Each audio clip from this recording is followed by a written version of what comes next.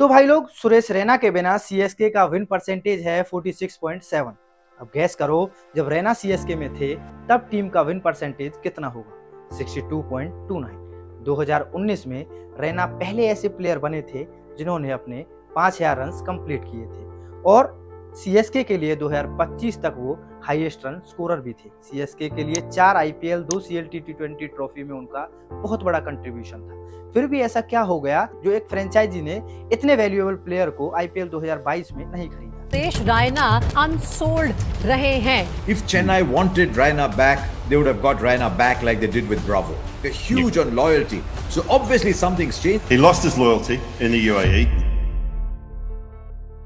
Raina unsold रहे। 2019 में Mumbai Indians और सीएसके ने आईपीएल का सबसे स्लोपी फाइनल्स खेला। Catch drops, 2-3 fielding lapses, batting collapse and wasted reviews. Suresh Raina जो वर्ल्ड के one of the best fielders में से एक थे, उन्होंने हार्दिक पांड्या का एक सिंपल सा कैच 4 रन पर उस समय बल्लेबाजी कर रहे थे। इसके बाद उन्होंने 12 रन और बनाए, क्रूशियल 12 रन, जिसकी वजह से सीएसके 1 रन से मैच हार गई। अब कैच ड्रॉप होना एक नॉर्मल सी बात है, किसी भी दिन किसी से भी ये कैच ड्रॉप हो सकता है। 2008 के फाइनल में रैना से यूसुफ पठान का कैच ड्रॉप हुआ था। यूसुफ उस वक्त 11 रन पर बैटिंग कर रहे थे, जिसके बाद उन्होंने मैच विनिंग 56 रन बनाकर सीएसके को फाइनल्स में हरा दिया। उस दिन रैना ने बैट से कंट्रीब्यूट किया था, 30 बॉल पर 43 रन बनाए थे। पर 2019 के फाइनल्स में रैना 14 बॉल पर सिर्फ 8 रन बना पाए थे। ये बातें नॉर्मल लगती हैं, किसी भी मैच में ऐसा हो सकता है, बट जब टीम 1 रन से फाइनल हारती है तो हर छोटी से छोटी चीज बड़ी लगने लगती है। और यह बात सीएसके के ओनर ने दिमाग में आई होगी।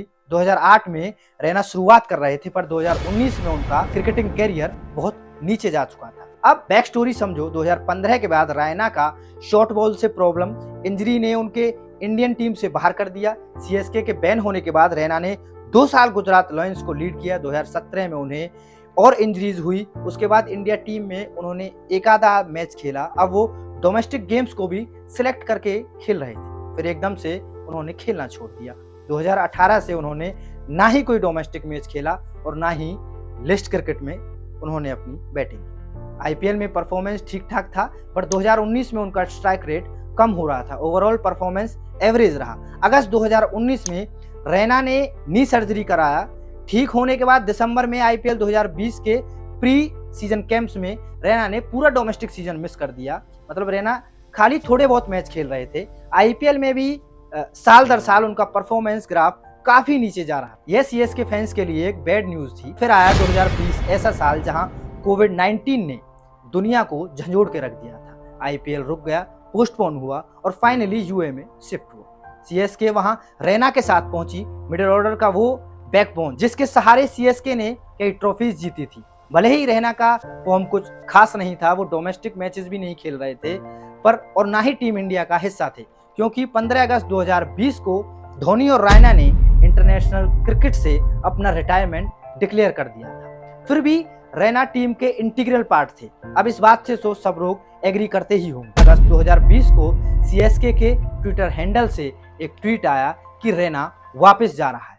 क्यों बोला गया? Personal reasons. उस वक्त सबको ये लग रहा था, एक दिन पहले जो न्यूज आई थी कि सीएसके के 10 मेंबर्स कोविड पॉजिटिव हो गए हैं, तो इसके कारण रैना ने बायो बबल छोड़ दिया। बाद में पता चला अगस्त 2020 को जो हादसा हुआ था, जहां गैंगस्टर्स ने पूरी फैमिली को मार दिया था, उसमें रैना के अपने फैमिली मेंबर्स शामिल थे, जिस वजह से रैना ने आईपीएल को छोड़ दिया। पर जब अगले दिन मतलब 30 अगस्त 2020 को सीएसके के ओनर एन श्रीवासन का बयान आया कि रैना प्राइमा दोना बन गया है, उसके दिमाग में सक्सेस घुस गया है, उसको बाद में रियलाइज होगा कि वो क्या मिस कर रहा है, इंक्लूडिंग वो पैसा जो आईपीएल छोड़ने से वो खो रहा है।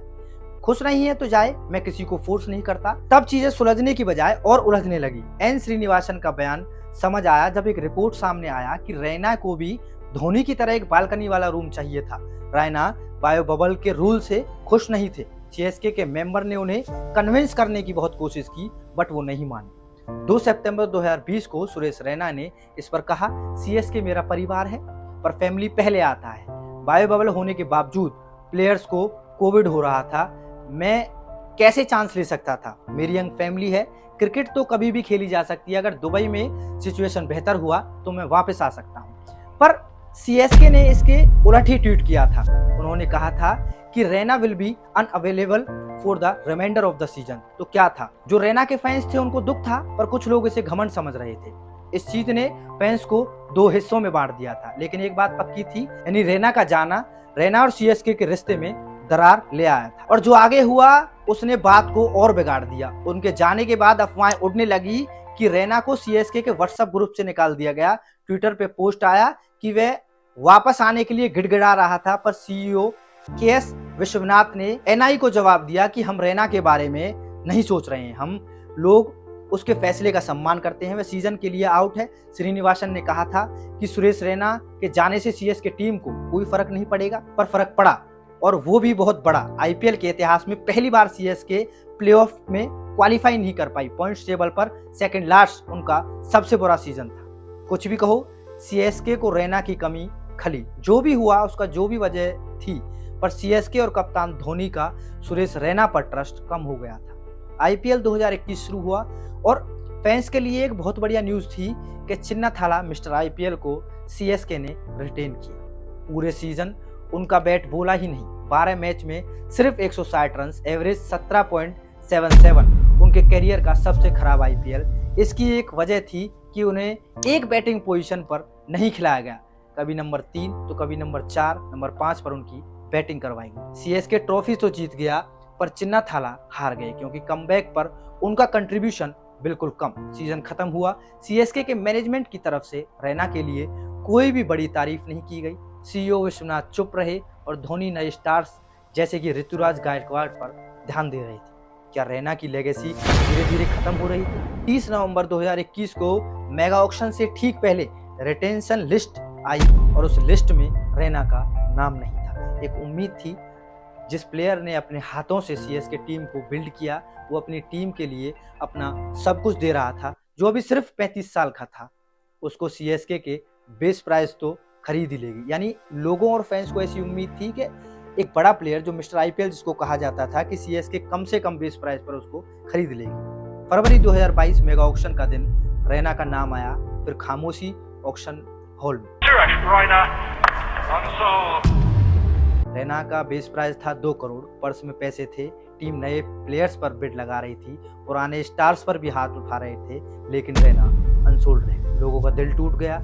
आईपीएल में मिस्टर आईपीएल नहीं खेलेगा, ये कैसे हो सकता है? मैनेजमेंट ने सफाई दी।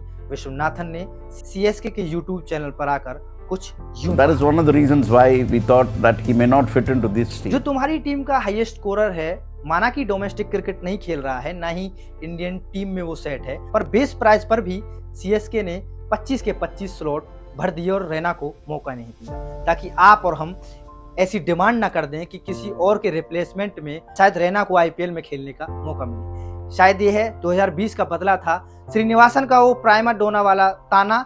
रैना की कमजोर फॉर्म्स ने सीएसके को बहाना दे दिया। उन्होंने दुबे को रैना से ऊपर छोड़ा। फिर भी गुस्सा नहीं है, पर सितंबर 2022 में उन्होंने क्रिकेट के हर फॉर्मेट से रिटायरमेंट अनाउंस कर दिया था। क्या वे उनकी खराब फॉर्म थी, या उनकी बढ़ती उम्र, या 2020 का गुस्सा? अब आप ही बताओ। सुरेश रैना की टेक्निक्स में फ्लॉज थे, पर वो टीम के लिए अपना सब कुछ देने वाला प्लेयर था। 2011 के सेमीफाइनल में पाकिस्तान के खिलाफ वो 36 रन सभी को याद है। भाइयों, सेम सिचुएशन 2023 के वर्ल्ड कप का फाइनल में था, जब मिडिल ऑर्डर में कोई बल्लेबाजी करने वाला बैट्समैन नहीं था। 42 ओवर में धोनी का विकेट गिरता है, तब इंडिया का स्कोर था 205 रन।